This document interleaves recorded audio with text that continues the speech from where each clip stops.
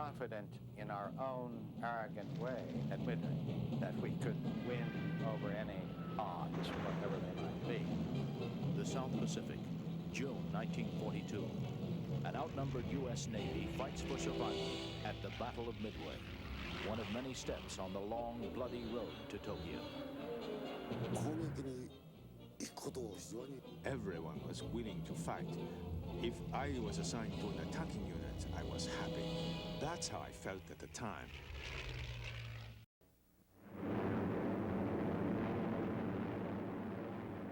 December 7th, 1941. Much of American air power in the Pacific is destroyed in a few violent hours.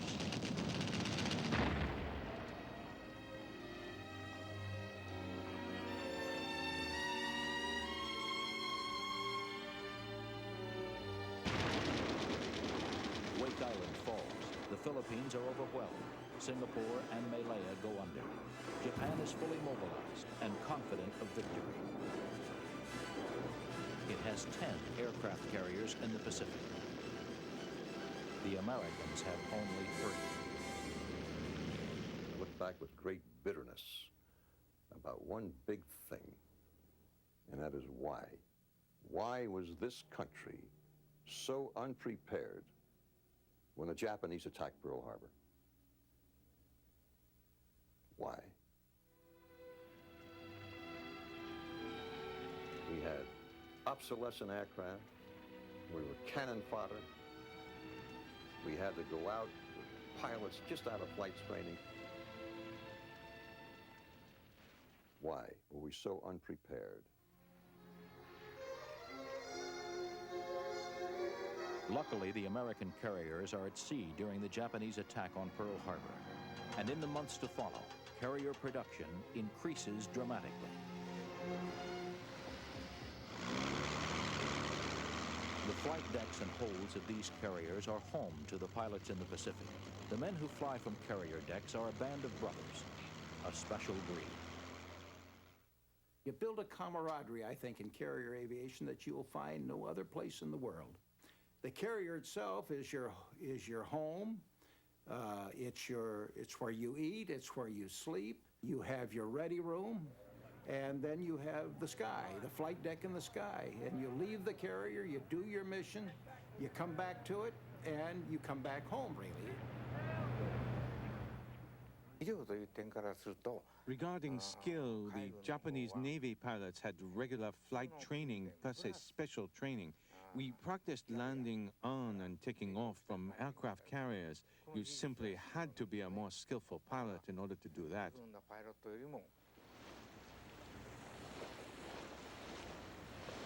The Battle of Midway, June 1942.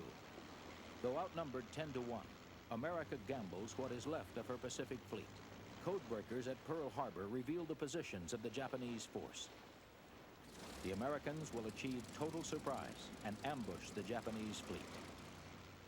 The admiral and his staff put together a statement that we are headed for what is going to be the biggest carrier engagement of the war.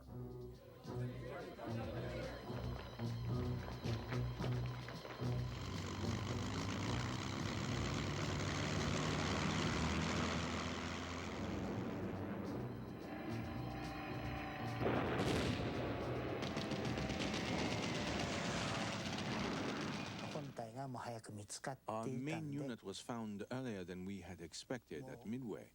Contrary to our plan, the enemy did not attack our decoy unit at all. Instead, our main task force was severely attacked by the Americans.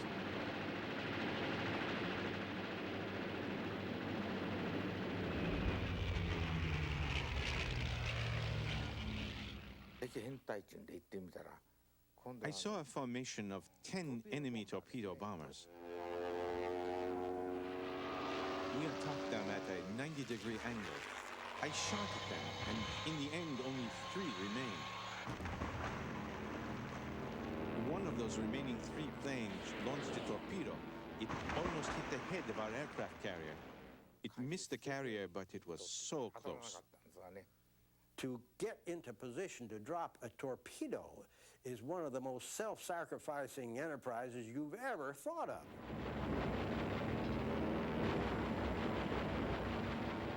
You had to come in, slow, level, and close. We lost as many people as you'd ever want to think of doing that. Torpedo planes, they played their role. In other words, they drew the defenses down, and our dive bombers were free to make their attacks almost unmolested. And it wasn't planned that way, but the dive bombers, they won it, and the torpedo planes, the one that sacrificed. The Battle of Midway proves almost suicidal for unescorted American torpedo bombers. Of 15 men in Squadron 8 from the USS Hornet, only one man, Ensign George Gay, survives. Commander Roger Melee.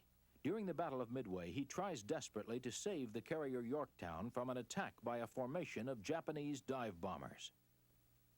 I had a couple of thousand feet of advantage, which is the way we like to have it. But I was too late.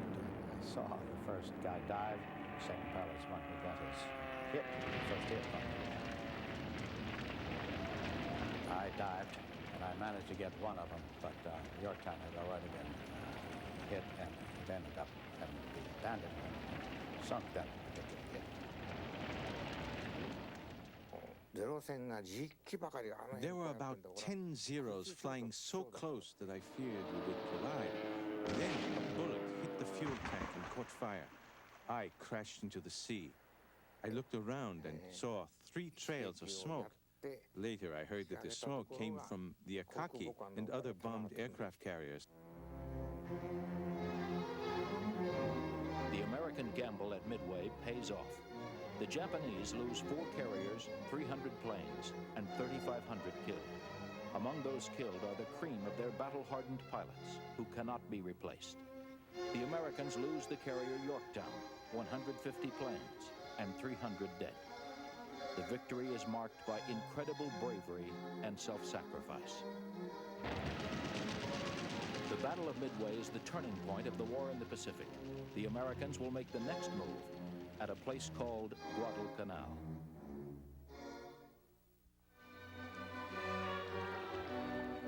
The 1st Marine Division lands on Guadalcanal unopposed and seizes the vital airstrip they name Henderson Field. The Marines' only support is a handful of fighters and dive bombers known as the Cactus Air Force. Henderson Field was coming under attack. We had cruisers coming down, we had battle wagons shelling the fields at night, and we were in dire straits. We had to fly fuel and food in, or bring it in, I should say, by specially converted destroyers at night and some by submarines. So we didn't really have control of much, maybe a square mile. And that's all we owned. They surrounded us on 3 sides, and the ocean was on the other side. And then, just to give us a real working over, the enemy fleet came in there on October 12th, 1942, and just parked out there and just kept shelling us. They started sometime after 9 o'clock in the evening, and the shelling went on all night until about 4 a.m. the next morning, just firing broadside right into our area. One night we destroyed the runway by bombing it from our aircraft carrier. So the next day we expected that the Americans would not be able to take off. We thought when we went there would be no Americans, but actually when we got there were so many Americans. We flew closer and we could see that the runway was already repaired.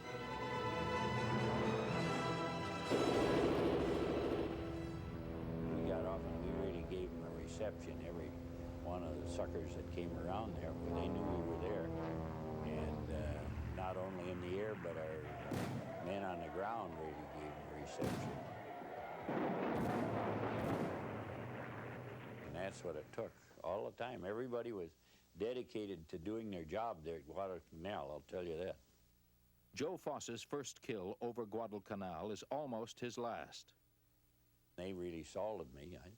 as I recall, that's the one time I think they said there were 250 some holes in my airplane. And right then the thought went through my mind, why did you ever leave the farm? Joe Foss will go on to receive the Medal of Honor for his valor in the Pacific. All that time, we were told that the American pilots were weak. They protected their lives. So in an emergency, they would fly away. That was what we were told. However, in actual battles, they were the opposite. They were very brave. That surprised me a lot.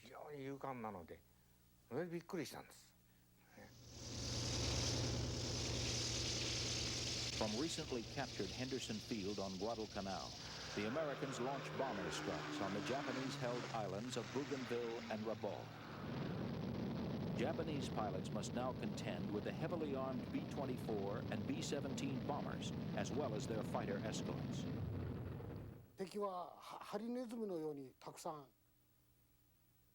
The enemy was armed with so many machine guns, they looked like porcupines. I had to attack while flying through a hail of bullets. I always began my attack by getting above them, then began firing in front. My attacks were deeply angled at 80 degrees. If I didn't get them the first time, I dove under the formation and attacked again.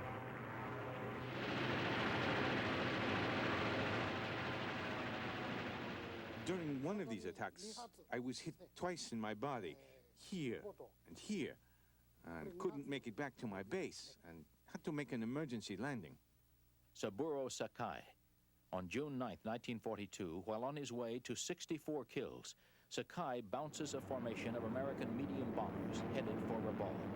He is later led to believe that Reserve Lieutenant Commander Lyndon B. Johnson was aboard one of the B-26 Marauders as an observer.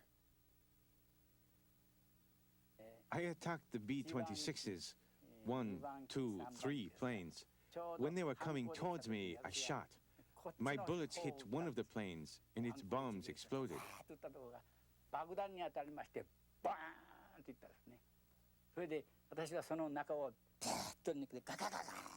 I flew back through the smoke. The Americans thought that we collided. I looked back. I attacked another plane, but there were clouds, and my plane and the plane I attacked flew into the clouds together.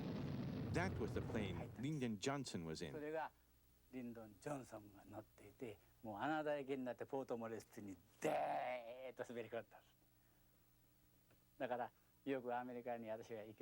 His plane had a lot of bullet holes, but they managed to land. Each time I went to America, I was asked, why didn't you shoot at Johnson's plane first and not the other one? If I'd hit that plane, there would have been no President Johnson. Sakai may or may not have changed world history, but his own nation's destiny is beginning its long slide to destruction and defeat.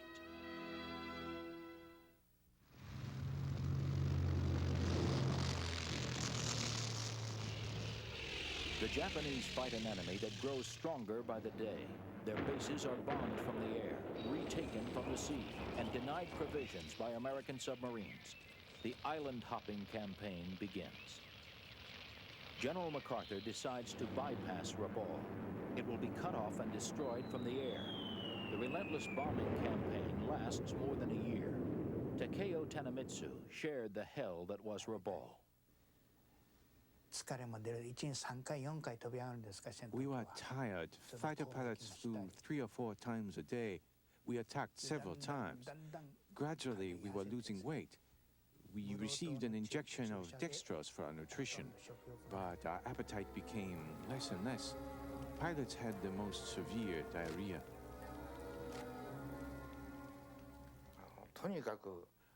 Our health conditions were very bad. For example, we were told that our meals were ready and they were brought to us. A bowl of rice was brought to me, but the rice was so black, I thought it was strange. I moved my face closer to the bowl. So many flies flew up. Then finally I could see white rice. We had malaria and fever, but we could not rest. If we would take a rest, we would have been called a traitor. So no one took rests. Gradually, we became weaker and weaker. There was no one left in the end. If there were normal conditions, if I were not tired, I could have seen the enemy quicker. There is no question about that. But if one were tired, he loses his concentration, and he momentarily loses his guard. A lot of experienced pilots died in that way. The Zero that I encountered had to be disoriented. He might have had trouble. I got onto his tail, and he kept wagging his wings. My first inclination was, you know, that he's a fellow in trouble. And my second thought was, well, it's a trick. And I shot anyway. And he simply began to smoke, rolled over in a slow dive, and he crashed near the airstrip.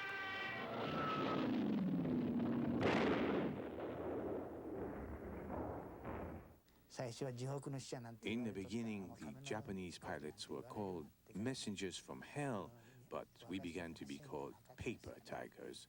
The morale of younger pilots began to decrease.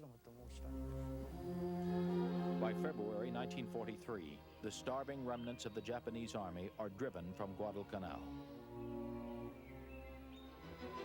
New air bases are hacked out of the New Guinea jungles, and the air war continues with undiminished fury. The South Pacific is reinforced with a fresh crop of pilots. Earlier on in the war, we'd go strike someplace for 2-3 days and then come on back and rest up for 3-4 weeks and then hit again.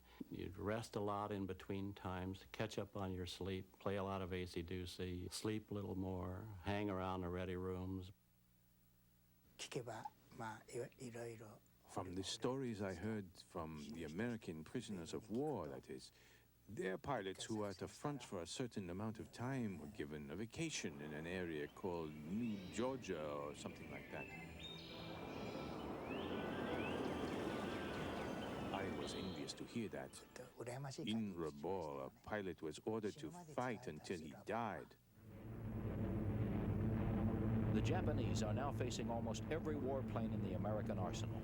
George Chandler was among those combat pilots flying air patrol against the Japanese bomber strikes on Bougainville. The Marine fighters and our Army P-40 fighters were all waiting for them. And here were the bombers coming in more or less unescorted without the Zeros, because we were out there nagging at them.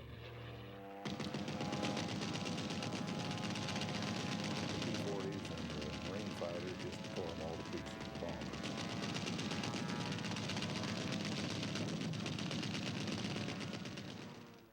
American pilots continue to rack up impressive numbers of kills.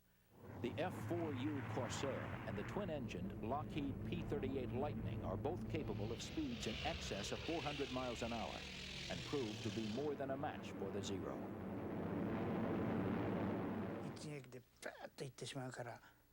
After the Americans attacked once, they sped away.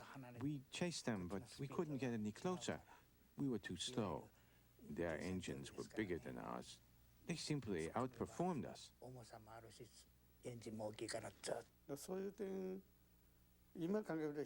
At this point, looking back, I think that the American strategy was very practical and efficient. But during the war, I really thought that the Americans were sly. Their way of fighting was not fair, I felt.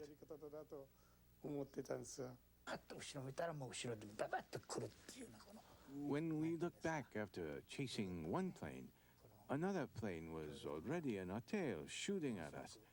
Their teamwork was very good. I respected the Japanese pilots. If you didn't give them any respect, then you're going to get your butt shot off.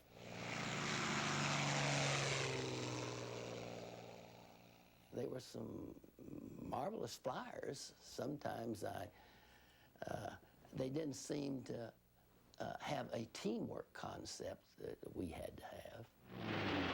The American strategy of hit and run, a sharp eye, and sheer nerve proved deadly. You don't dare go past an enemy fighter or you are instantly the target instead of the hunter. You're the hunted. If he's behind you, you're in trouble. As that plane got closer and closer from behind, I realized there was no escape. And I let fly, and I could see the canopy just go all to pieces. Oh, no. This way, that way. There was no escape. So I started blasting my machine guns, and I felt a jolt as bullets blew the glass canopy away. And when that canopy goes all to pieces, so does that guy's head inside. The bullet came from here, through here. Those wounds are here and here.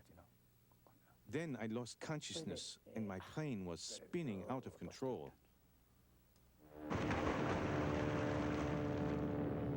By summer 1943, Japanese naval and air power have been dealt decisive blows, defeats from which they will never recover. America is now firmly on the offensive, and though 2 years of bloody fighting still lay ahead, there is renewed confidence in victory.